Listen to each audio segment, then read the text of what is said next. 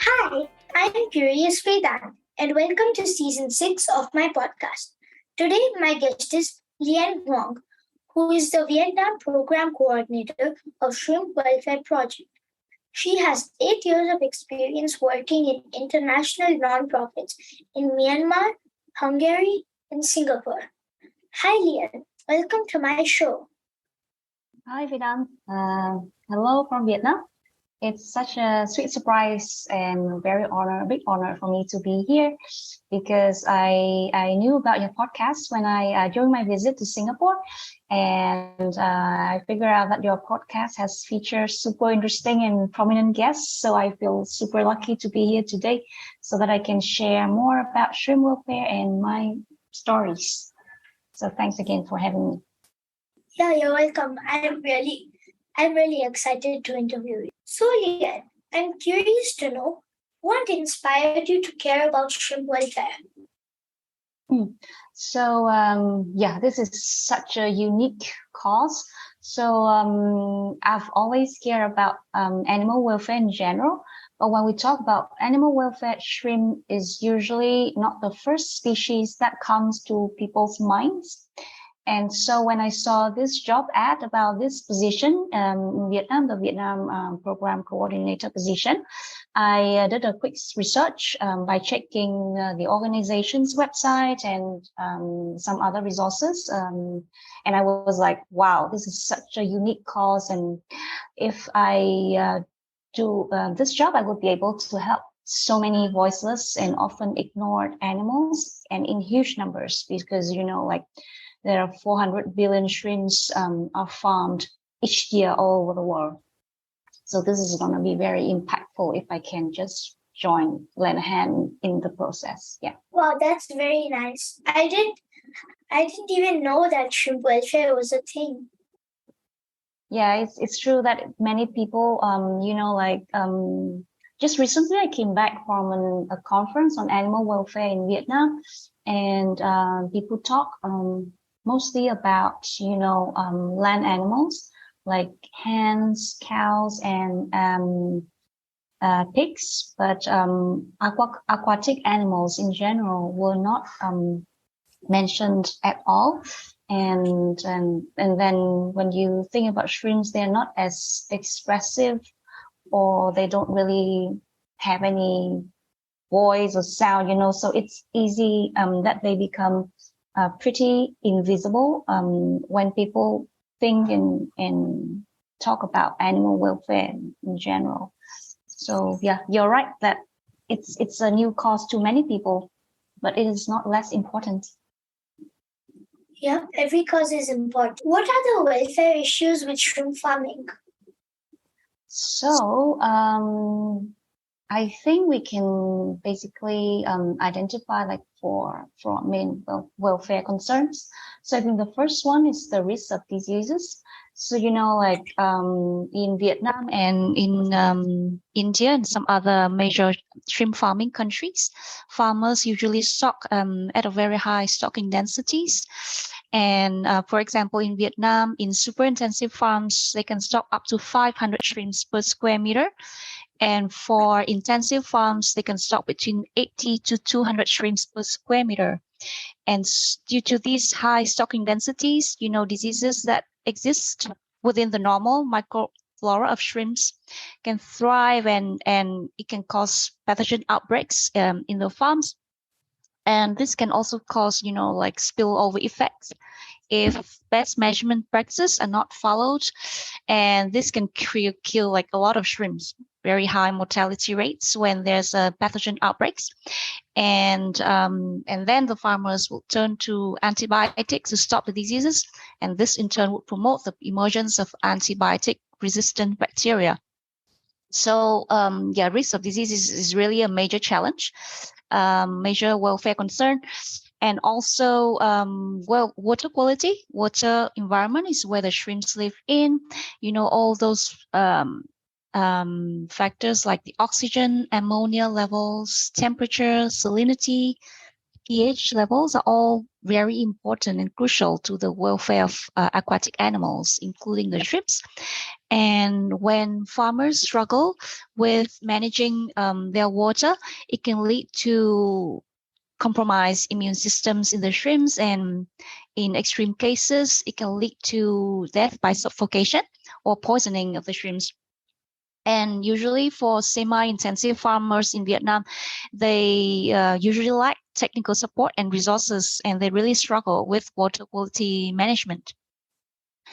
And then we have this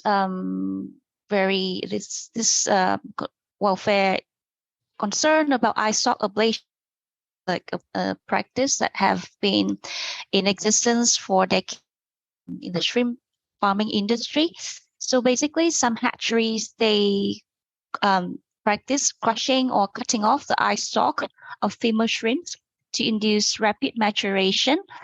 And this is a very, inhumane practice. And recent studies have demonstrated that avoiding eye stalk ablation can result in broodstock living longer and their offsprings being more resistant to stress. And so it is crucial if we can eliminate this practice, because it's for the better for both the health of the shrimps and also for the benefit of the industry itself. And the last concern that we identify is the slaughtering method. So, like typically when they harvest the shrimps from the pond, they will take them out of the water, drain the water, and then weigh, and then putting them in the ice slurry. So it can take like an hour for the shrimp to be out of the water. And in the ice slurry, it's like a slow and painful death for the shrimps. So for now, we know that some big players, key players like Tesco, supermarket chains, they are collaborating with some NGOs and some suppliers in Vietnam to pilot more humane slaughter methods like electrical stunning, and reduce significantly the time out of the water for the shrimp. So hopefully in the future we can find more humane method for the shrimps. So yeah, these are like basically the big welfare issues that we identified, and we are trying to work to improve these practices. Oh, those are a lot of issues for the shrimps. I feel really bad for them. Yes, it is really bad because like not many people, as we mentioned at the beginning, not many people think that shrimps can feel pain or whether they are sentient beings. So because shrimps are not very expressive, and they live in very turbid water, so not like we don't get a chance to observe and to see how the shrimps behave in water, how they express themselves, like when they feel frustrated or stressed. So so the issue of inhumane slaughter is something that doesn't come to people's mind, because not many people think that shrimps can actually feel pain. Yeah, that's really sad how loads of shrimps die. Right. You're right. What does Shrimp Welfare Project do to help shrimp? So our approach at the moment is we try to work with the industry to improve the welfare of the shrimps. So it might not be natural for farmers and other players in the industry to understand that better welfare for the shrimps means better benefits for the industry. So we try to establish a link between welfare and success for the industry. We work with the farmers to improve the shrimp health and welfare. So our plan is to provide technical support all for free to the farmers in Vietnam and India, and probably in more countries in the future, so that they can improve their water quality management practices. And and then like we can support the transition to a market for higher welfare for the shrimps by working with both not only the supply side in Vietnam and India, but also the demand side in the EU market. And we also invest in further welfare focused research right now in India, so that we can really understand about the science behind shrimp welfare. What is a life worth living for the animals? And so we can have a strong evidence base, and then we can design interventions that are really backed by science, before we can roll it out on a larger scale. And we also try to promote the inclusion of welfare in standards, like for aquaculture products, shrimp and fish. There are many certificates all around the world, organic certificates, all kinds of certificates when the shrimps get to be exported, but very few of them mention welfare for the animals. So we try to, whenever we can, to talk to the people behind all these certificate systems, to try to incorporate, requirements about how the shrimps are farmed, how they are raised.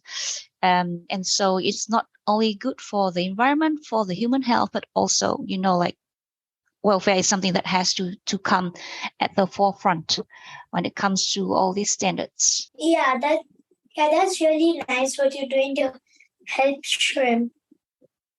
Thank you, Vedant. Yeah, really, it's not an easy work, but we are trying our best. Yes, and I'm sure the shrimp are very thankful for that. Thank you. What are the biggest challenges in improving shrimp welfare?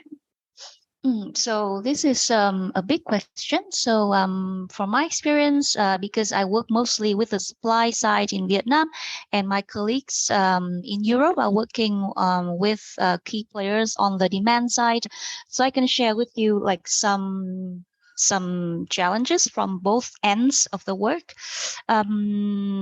I would say that I think on both ends of the supply chain, you can see like the resistance to the call. So to the industry, it's just it's common for them to react to our call by saying that a change in welfare practices, it means extra costs for the industry. It's more expensive to farm the shrimps, to handle the shrimps when they arrive at the processing plants, etc. And shrimp farming industry is actually, shrimp farming is a big investment. Like it's a lot of money involved. So people usually are very cautious when there is a call for change.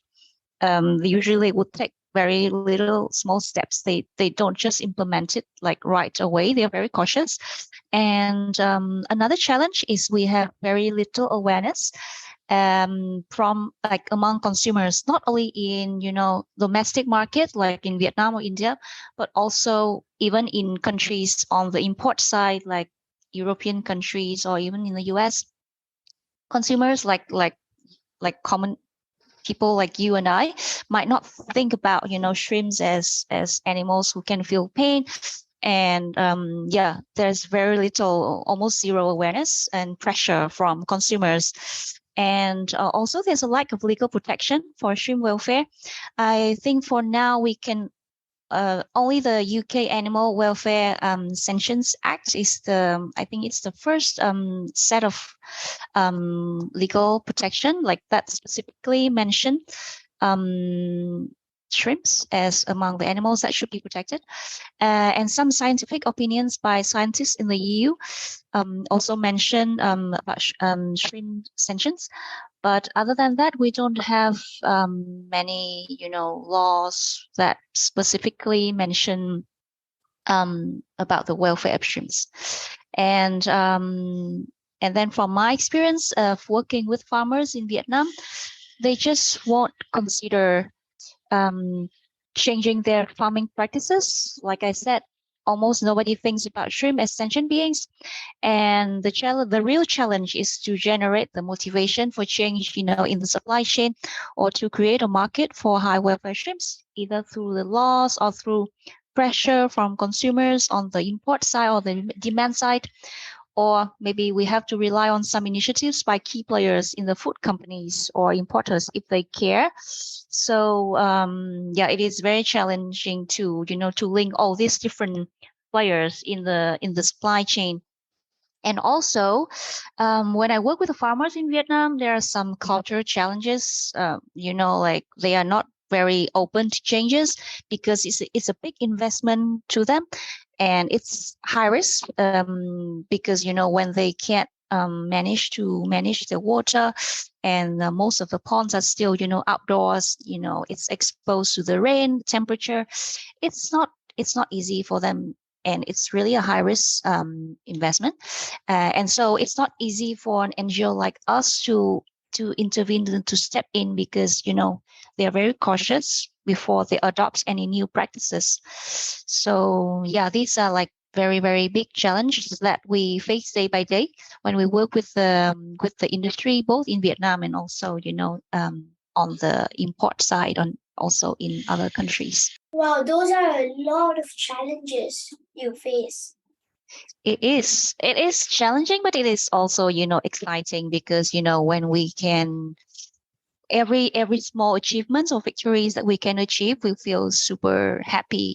It's a lot of work, so we understand that this thing which will take time, and so we just do it step by step. Yeah, and you're doing this for good. Yes, exactly. That's our motivation to keep to press on. Like to keep trying. Yeah. Is this a global issue or is it specific to Vietnam or a few other countries? So I think how the shrimps are farmed, from a welfare perspective, it's an issue in all major shrimp farming countries like India, Vietnam, Ecuador, Thailand, Indonesia, etc. Although farmers in different countries, they have some differences in their shrimp farming practices, but still common issues like water quality management, disease, eye stalk ablation, the use of antibiotics. All these are pretty common. And then the challenges on the demand side are pretty worldwide, like lack of legal protection, little awareness, and pressure from consumers. These are common worldwide. And so if we can come up with solutions for these in some of the first countries that we're working in, chances we can scale it up and do it in other countries, and hopefully can have more shrimps all over the world. Yeah, it looks like this is a very big issue. It is, yeah, in terms of scale. Yeah, I never thought that it would be this big in so many countries. Right. Is there any environmental and human health benefits to improving the welfare of shrimp? Definitely, because human, shrimp is like they are farmed to become human food. So definitely, there's a direct link between better welfare for the shrimps and better human health. And for the environment, yes, because these shrimp farms, they are located, like sometimes it's very near key water sources. So when the water quality management practices are poor, it can contaminate nearby bodies of water, and salinization and acidification of the soil can happen. And like when algal blooms, it happened. It can deplete oxygen levels in the water, and it can also, produce harmful toxins that may kill the animals and, of course, cause human illness. So if all these can be improved, water and soil pollution can also be improved, and of course it's safer for the consumers when they have a higher quality shrimps. And if we can keep the suffering and the stress of the shrimps to a minimum level, it can also ensure high quality shrimps. And disease in shrimps, if they are not controlled, it can directly and negatively affect the food safety. So, of course, yeah, the link here is really direct and immediate. And, another issue is that I mentioned previously, in order to combat bacterial diseases among the shrimp, antibiotics are used really extensively in shrimp farming. And this can promote the emergence of antibiotic resistant bacteria. And this can hinder, the overall effectiveness of antibiotics in the future. And this not only affect the shrimps, but also humans and other animals. So, one of the best ways to minimize the need for antibiotics is to rear the shrimps under better welfare conditions, and this can in turn promote better immune systems and lower the susceptibility of disease outbreaks, and like prevent the emergence of antibiotic resistant bacteria in humans and other animals.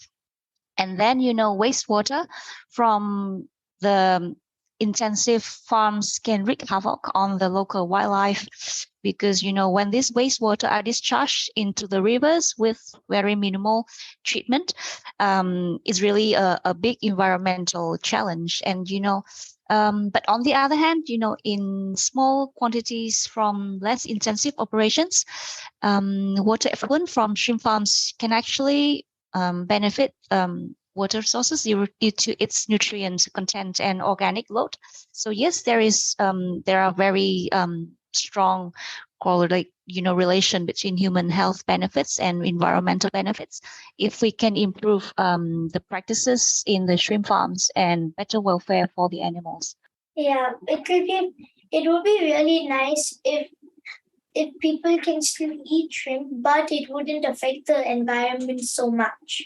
Exactly, because we are all, interdependent on each other. So no species, humans, animals, we can be healthy without the others being healthy and having a good environment to live in. So yeah. Yeah.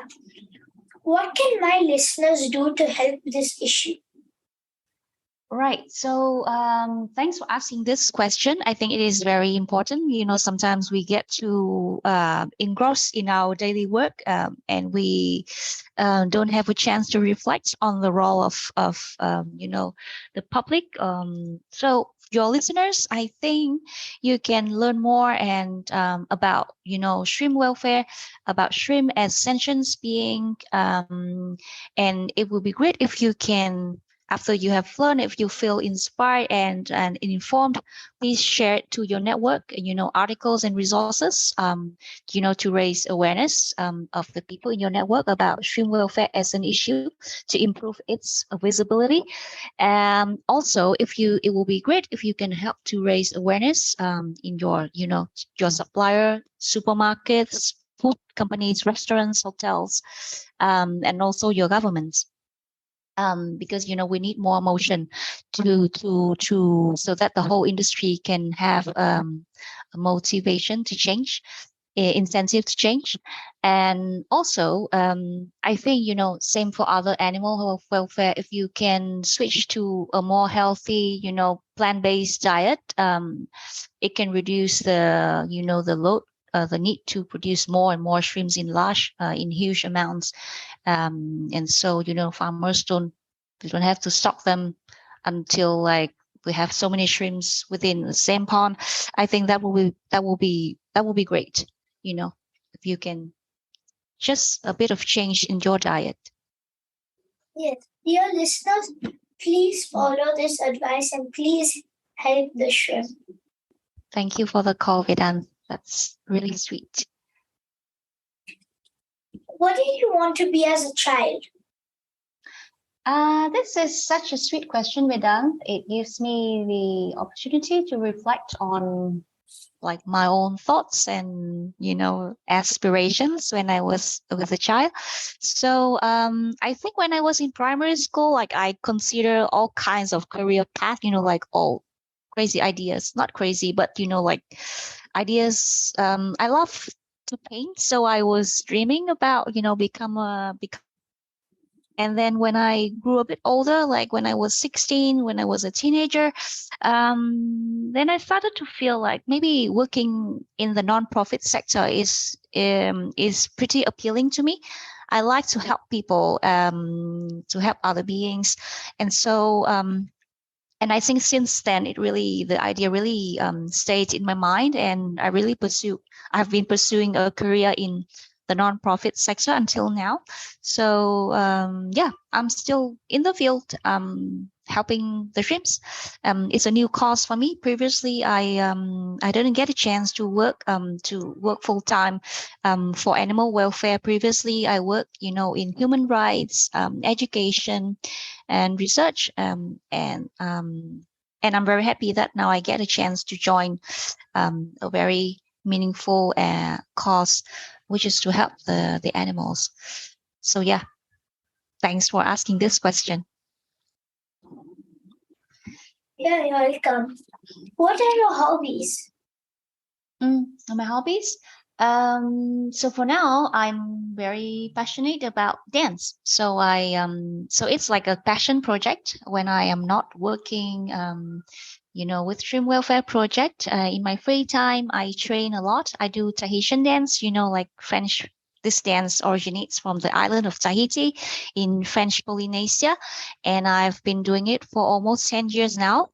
And in my free time, I train and also teach. I hold some classes, and I'm very happy to have a dance community here in Vietnam, and it keeps me sane. Like sometimes it can be pretty stressful with my with my job, all these challenges I've mentioned before. I have to be honest that sometimes I feel it can be stressful, so in order to keep myself sane and better mental health, I dance when like it makes me happy. Movements and music just make me super happy. So yeah, that's my big hobby. Yeah, dancing is fun, but I don't know how to do it. I'm not good at it at all. You can try. I guarantee you will be a happy person when you try to dance. I have tried it before, but I'm not good at it. Maybe not. You haven't found the right style. Just keep searching. Yeah. Thank you so much for coming on my show. My pleasure, Vedant. It has been so much fun, and I really appreciate the chance to talk to you, to your audience about shrimp welfare. We don't have many, platforms and many opportunities to talk about this. So I really appreciate this opportunity. Yes, you're welcome. You're welcome. I really enjoyed speaking to you. I learned a lot. Me too. Dear listeners, follow my Facebook page, Curious Vedant, to get updates on my upcoming episodes. To listen at leisure on your phone and get notified about future episodes, subscribe by searching for Curious Vedant wherever you get your podcasts, such as Apple Podcasts, Spotify, Stitcher, Google Podcasts, and many more. You can also listen to my show on curiousvedant.com. Thank you for listening to Curious Vedant, and don't forget to rate and leave comments